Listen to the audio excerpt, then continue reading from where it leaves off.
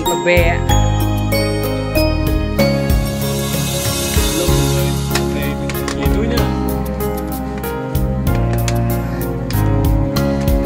nar pun sa nyum bờ bè jan kan khit je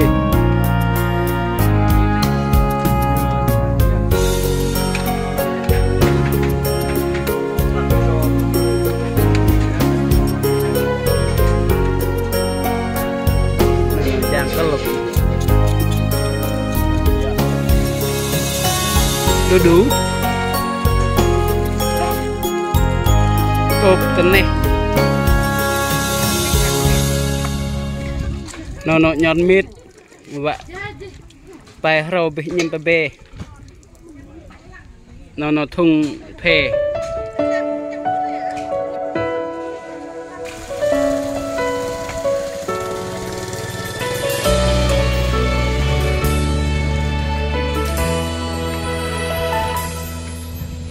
Giữa thế gian con dâu chẳng có gì. Có lúc con thấy mình thật nhỏ nhoi. Tuyệt vời thay vì Chúa đã yêu con này, gọi con đây thuộc chính Ngài. Cứu Chúa nhân từ thương xót. Chính Chúa xem con thật là đáng chuộng và quý giá trong tay Ngài, thật phước thay. Dù cho bao điều sẽ mãi luôn thay rời, tình yêu Cha không cách rời. Trong Cha lòng con vững an.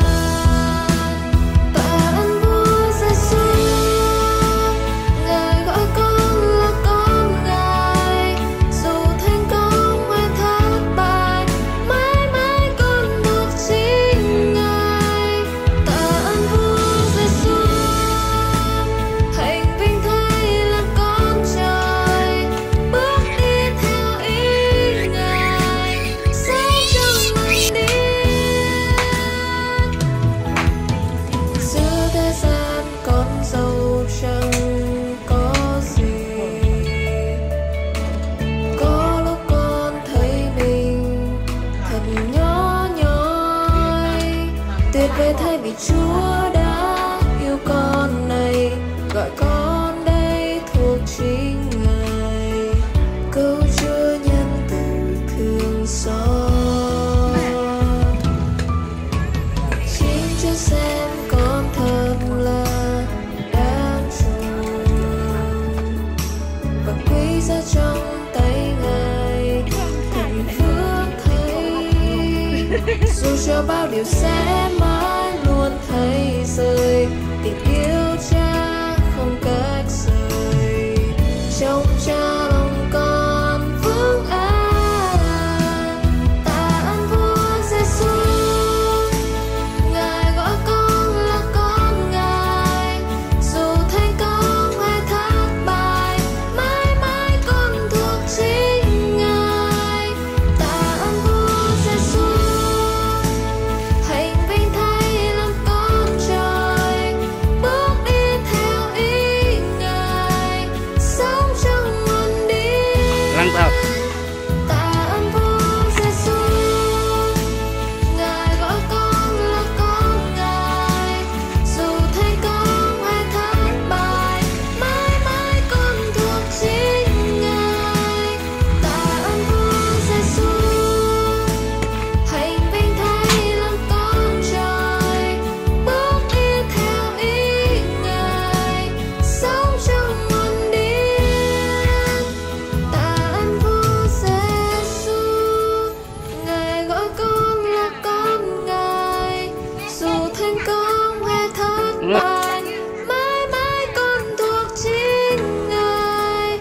Tạ ơn Vua Giêsu, hạnh vinh thay làm con trời, bước đi theo ý Ngài, sống trong nguồn điển trọn đời.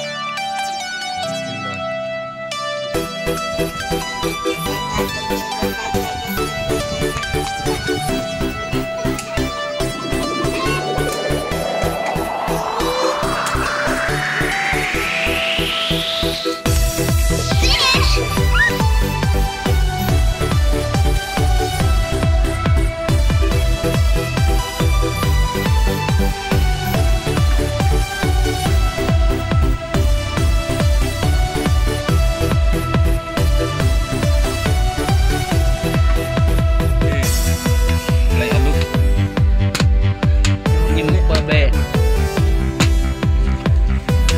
mẹ nó chuyên nghiệp kiên pel nhầm bê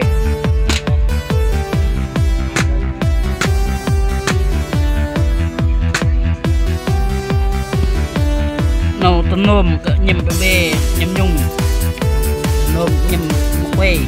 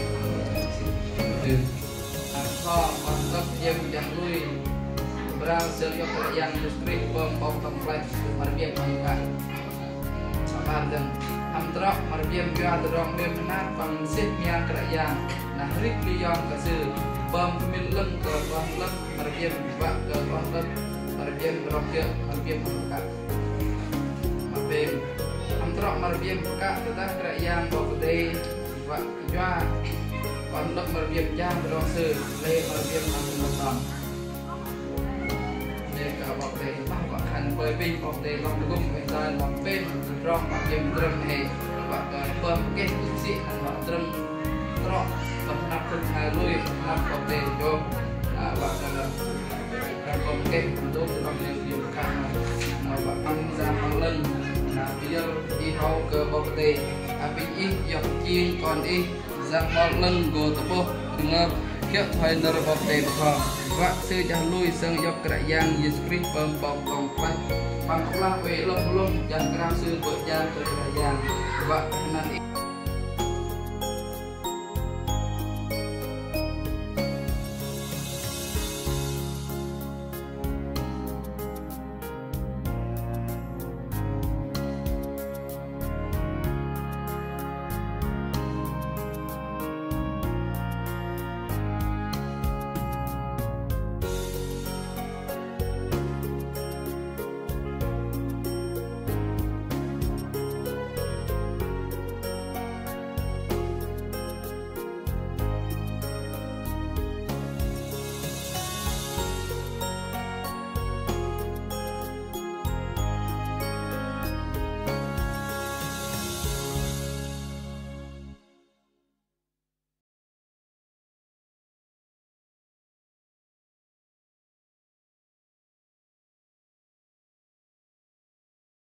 vừa nặng để ụ là thì jangan nằm vì nuôi in chẳng vì nè in hình e jangan nằm á jangan nằm lẹ tắt mà chốt mà cái gì cái độc nam cái độc bậy mà thế liền tinh binh kia đấy bác tinh sẽ tên cái mình đấy à đây cái nhà chưa thấy nằm có